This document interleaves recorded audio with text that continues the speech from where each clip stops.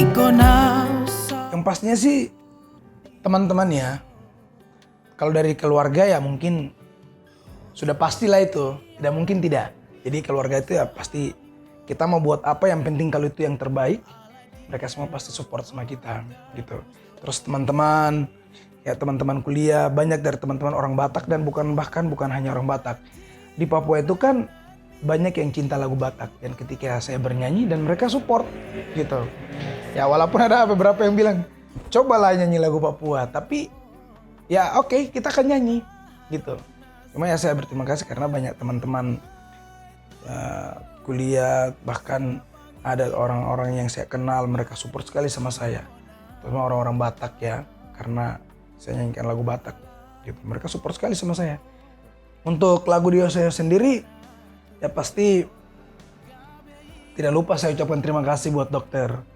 Karena ya dokter Erni, jadi dia sudah berupaya meluangkan waktu, tenaga, bahkan duit pun dikeluarkan untuk single ini ya.